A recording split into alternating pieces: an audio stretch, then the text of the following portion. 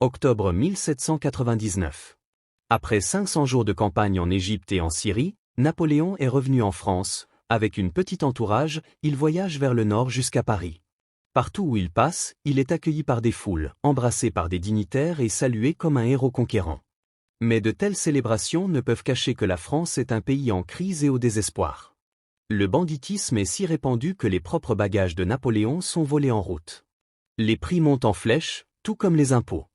Le commerce a été décimé par des années de guerre et de blocus. Il y a la conscription, la censure et la corruption. À l'étranger, la France fait une fois de plus face à une puissante coalition d'ennemis, et bien que la brillante victoire du général Masséna à Zurich soit un répit, la France n'est pas encore en sécurité. Mais en Bonaparte, beaucoup voient un sauveur pour le pays. Grâce à sa propre propagande, tout le monde a entendu parler de ses brillantes victoires en Italie et en Égypte. Son nom est célébré dans les journaux et les pièces de théâtre. L'air résonne de cris de hurrah pour Bonaparte, il sauvera le pays. Tout le monde n'est pas ravi du retour du général. Au sommet même du gouvernement français, certains se demandent si Bonaparte ne devrait pas être traduit en cour martiale pour avoir abandonné son armée en Égypte et pour avoir maintenant bravé la loi de quarantaine française. Cependant, Napoléon a maintenant une lettre du Directoire lui ordonnant de rentrer en France, bien qu'il ait agi avant de la recevoir. On s'inquiète également qu'une action contre un général aussi populaire puisse facilement se retourner contre lui. De son côté, Napoléon considère le gouvernement avec mépris, un sentiment qu'il est heureux de partager en privé. Au petit déjeuner, il dit au général Thibaut, « Ces hommes sont en train de faire tomber la France au niveau de leur propre incompétence, ils la dégradent. » Eh bien, à quoi les généraux peuvent-ils s'attendre de ce gouvernement d'avocats? Pour Napoléon, il est évident qu'il ferait un meilleur travail, étant donné tous ses glorieux succès en Italie et en Égypte. Depuis 1795, la France est gouvernée par le Directoire, un exécutif faible dont les membres détiennent le pouvoir pendant 5 ans. En 1799, ses membres sont Paul Barras, le premier protecteur de Napoléon, tristement célèbre pour sa corruption et sa dissolution, mais un opérateur politique avisé. Il est membre permanent du Directoire depuis sa formation. Emmanuel Joseph Sieyès, un ancien prêtre qui a écrit le pamphlet politique le plus célèbre de la Révolution, maintenant considéré comme le principal penseur politique en France.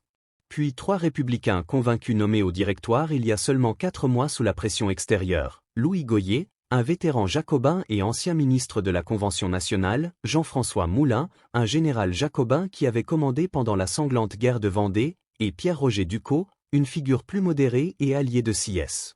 L'autre élément majeur du gouvernement, le législatif, est composé du Conseil des 500 qui rédige les lois, et du Conseil des Anciens qui les approuve. Les membres des 2 conseils portent des costumes extravagants et colorés inspirés par leur grand modèle auquel ils se réfèrent constamment, l'ancienne République romaine. Ce gouvernement, le Directoire en particulier, est maintenant largement considéré comme corrompu, inefficace et inapte à survivre, et des hommes puissants de l'intérieur joueront un rôle de premier plan dans sa destruction. À son retour à Paris, Napoléon s'installe dans la maison de la famille Banne rue de la Victoire, qui a été rebaptisée en son honneur. Étant donné le climat politique instable, il fait face à quelques mois incertains et potentiellement dangereux dans la capitale. Un homme sur lequel il peut compter comme guide précieux, son jeune frère Lucien. Il siège au Conseil des 500 comme député de Corse et a récemment été élu président. À ce titre, il sera un acteur clé dans les semaines à venir. Mais il y a d'abord une réunion orageuse avec sa femme Joséphine, qui cède rapidement la place à un rapprochement passionné. Tous 2 ont été coupables d'infidélité, mais Napoléon est clairement toujours amoureux et ses propos antérieurs de divorce sont discrètement oubliés. Désormais, Joséphine se révélera une épouse fidèle, grâce à ses relations sociales, une importante alliée politique. Paris est inondé de rumeurs de complots et de conspirations, de menaces venant de la gauche, d'anciens jacobins qui ont supervisé les jours sanglants de la terreur, et de la droite, de royalistes secrets qui veulent remonter le temps. Et il y a ceux qui cherchent une 3e option. Peu après son arrivée à Paris, Napoléon reçoit la visite de l'ancien ministre des Affaires étrangères de France, Maurice de Talleyrand-Périgord. Fin observateur du sens du vent politique, il avait démissionné du gouvernement en juillet. Ayant travaillé avec Napoléon à la planification de l'expédition égyptienne, il propose maintenant qu'il collabore sur un autre plan pour remplacer le gouvernement de France. Napoléon, dégoûté par le régime actuel, accueille immédiatement l'idée. Talleyrand révèle alors qu'un membre du Directoire lui-même travaille à faire tomber le régime. Sieyès, le principal penseur politique du pays, a décidé que le directoire doit être mis de côté et que la France doit avoir une nouvelle constitution qu'il entend rédiger. Il prévoit de balayer la législature chaotique et indisciplinée et son exécutif faible et inefficace pour sauver la République. Des réformes radicales sont nécessaires et une forme de gouvernement entièrement nouvelle.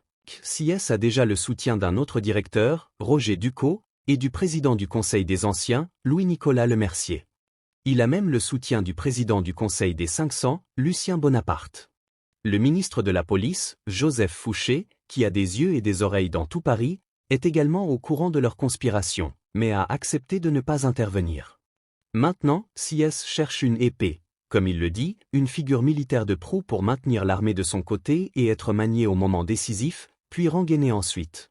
Mais un tel homme s'avère difficile à trouver. Le premier choix de Sieyès avait été le général Joubert, le talentueux subordonné de Napoléon à Rivoli, mais il avait été tué plus tôt cette année, abattu à la bataille de Novi dans le nord de l'Italie. Le général MacDonald est sondé mais il est trop républicain honnête pour de telles magouilles. Le général Moreau, qui a dirigé l'armée du Rhin avec grand succès, décline le rôle, un moment qu'il regrettera plus tard. Il recommande Bonaparte, voilà votre homme, il fera un meilleur travail de votre coup d'État que moi. Sieyès n'aime pas Napoléon, son ambition est trop évidente. C'est Talleyrand qui persuade Sieyès qu'ils ont trouvé leur épée. Le 23 octobre, Napoléon et Sieyès se rencontrent pour la première fois. Ils conviennent que la République est en grave péril à cause des ennemis de l'intérieur et de l'extérieur, et que le directoire ne peut relever le défi. En une semaine, ils conviennent de lancer un coup d'État pour renverser le gouvernement de France. Les conspirateurs planifient leur coup d'État pour le 7 novembre, le 16 Brumaire selon le calendrier révolutionnaire français, le mois des brumes. C'est une opération risquée qui prendra 2 jours pendant lesquels un grand nombre de choses pourraient mal tourner. De nombreux comploteurs prennent des précautions. Sieyès porte une mallette remplie d'argent liquide pour une fuite rapide. Fouché, le ministre de la Police, a rédigé des ordres d'arrestation de Napoléon au cas où il aurait besoin de changer de camp. Napoléon dort avec 2 pistolets chargés près de son lit. À la dernière minute, il y a un report de 48 heures. Ainsi, ce soir-là, Bonaparte dîne chez le général Bernadotte, rue de la Cité. Les généraux Moreau et Jourdan se joignent à eux. Il veut le soutien de ces généraux influents pour son coup d'État. Moreau accepte d'aider. Jourdan promet de ne pas interférer. Mais Bernadotte est outré et avertit Napoléon qu'il sera guillotiné. Nous verrons, dit Napoléon. Musique, le 9 novembre, Paris, dans les heures fraîches avant l'aube. Napoléon rencontre environ 60 officiers qu'il a invités chez lui. Il les informe qu'il a décidé qu'il doit agir pour sauver la République et demande leur soutien. Ils affirment leur loyauté par des serments d'allégeance. L'homme le plus important à convaincre est le général Lefebvre, le commandant militaire pragmatique de Paris. Mais Napoléon connaît son homme. Il offre à Lefebvre l'épée qu'il portait à la bataille des Pyramides en signe de sa grande estime, et le général est conquis. Allons jeter ces foutus avocats à la rivière, grogne-t-il. À 7 heures du matin, le Conseil des Anciens se réunit lors d'une session matinale non prévue au Palais des Tuileries. Seuls les alliés de Sieyès ont été invités, donc sans opposition, ils adoptent rapidement 2 mesures. Premièrement, Napoléon doit recevoir le commandement immédiat du district militaire de Paris en utilisant le prétexte d'un complot jacobin inexistant. Deuxièmement, demain, la législature se déplacera de son lieu de réunion habituel au centre de Paris au château de Saint-Cloud, à 8 km à l'ouest de la ville. Ceci, disent les comploteurs au Conseil, est pour leur propre sécurité. La foule parisienne est réputée pour ses interventions politiques imprévisibles et violentes. Le déménagement est bien sûr pour protéger les conspirateurs eux-mêmes d'un tel événement. À 10 heures du matin, Napoléon arrive aux Tuileries. Il s'adresse au Conseil des Anciens, les rassure que les généraux de confiance Lefebvre et Berthier sont à ses côtés, et conclut « Nous voulons une république fondée sur la vraie liberté, sur la liberté civile, sur la représentation nationale. Nous l'aurons, je le jure. » Pendant ce temps, ce matin-là, au Palais du Luxembourg où résident les 5 directeurs, Sieyès et Roger Ducos annoncent leur démission et exhortent Barras, Gohier et Moulin à faire de même. Barras décide de prendre un long bain et ne veut pas être dérangé. Peut-être qu'il réfléchit à ses options ou qu'il attend une offre. Quand elle arrive, elle vient de Talleyrand, l'homme qui le comprend peut-être le mieux. Avec l'aide d'un énorme pot de vin et l'assurance qu'il conservera tous ses domaines, Barras accepte de démissionner. Le directeur qui a siégé le plus longtemps en France et autrefois un puissant courtier en pouvoir quitte discrètement la scène. Il est conduit à sa maison de campagne ce soir-là sous escorte militaire. Gohier et Moulin ne sont pas si facilement persuadés et ils sont donc placés en résidence surveillés par le général Moreau. Leurs objections sont futiles. Avec la démission de 3 directeurs, l'exécutif est constitutionnellement caduc. Les conspirateurs ont ce qu'ils veulent, un vide du pouvoir auquel ils proposeront une solution. Le lendemain, au château de Saint-Cloud, ce sera un jour où l'avenir de la France se jouera. Ce soir-là, alors que Napoléon traverse la place de la Concorde où tant de gens sont morts sous la guillotine, il se tourne vers son secrétaire. « Demain, dit-il, soit nous dormirons au Luxembourg, soit nous finirons ici. » Napoléon se lève à 4 heures du matin et se rend à Saint-Cloud. Là, il rencontre Murat, récemment promu général de division, dont 6000 soldats encerclent officiellement, ils sont là pour garder les membres du Conseil. Mais alors que les députés arrivent pour la session du jour, l'importante présence militaire est impossible à manquer. Il y a de longs retards, des bancs doivent être trouvés pour les chambres, les membres du Conseil ont le temps de se mêler et de discuter des nombreuses rumeurs qui circulent. Cette fois, les députés jacobins sont présents et ils ne sont pas contents d'avoir été exclus de la réunion de la veille. Lorsque les conseils commencent enfin leur session à 13 heures, l'atmosphère est houleuse. La démission soudaine des directeurs, la présence de tant de troupes, les allégations d'un complot jacobin, il y a beaucoup à discuter. Les comploteurs avaient espéré un vote rapide pour établir un nouveau gouvernement provisoire, mais les présidents des 2 conseils ont du mal à prendre le contrôle. Les heures passent. Napoléon perd patience. À 16 heures, il fait irruption dans le Conseil des Anciens. Alors qu'il commence à parler, il est interpellé et ridiculisé. Napoléon est déstabilisé, il divague, marmonne puis hésite lorsqu'un député l'interrompt. Qu'en est-il de la Constitution? Napoléon rétorque, la Constitution? Vous l'avez vous-même anéantie? C'est le tumulte. Napoléon continue, exigeant une action du Conseil. Quiconque s'oppose à lui, il insinue fortement, a été payé par les Britanniques. À un tel député, il prévient que la foudre de la guerre l'écrase instantanément. Souvenez-vous que je marche accompagné du dieu de la guerre et du dieu de la fortune. Ces mots mal choisis semblent confirmer les pires soupçons de l'Assemblée. Selon certains témoignages, Napoléon doit être traîné hors de la chambre par son état-major, criant « Vous êtes des canailles. Je vous ferai fusiller si vous ne m'obéissez pas. » Napoléon est ébranlé mais pas vaincu. Quelques minutes après, il se précipite dans le couloir vers le Conseil des 500 où le président, son frère, a perdu tout semblant de contrôle. L'atmosphère ici est d'une défiance encore plus grande. Les députés ont passé la matinée à prêter serment de fidélité à la Constitution et lorsque Napoléon arrive, flanqué de grenadiers, il reçoit un torrent d'injures. « À bas le tyran !» crie-t-il. « Hors la loi !» César.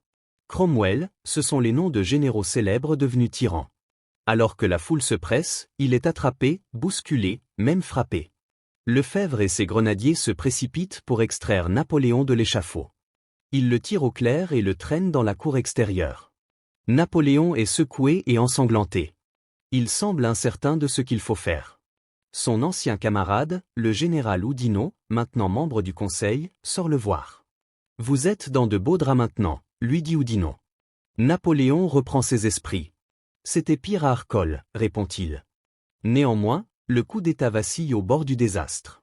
Si le Conseil déclare Napoléon hors la loi, cela pourrait signifier un peloton d'exécution ou un voyage rapide à la guillotine.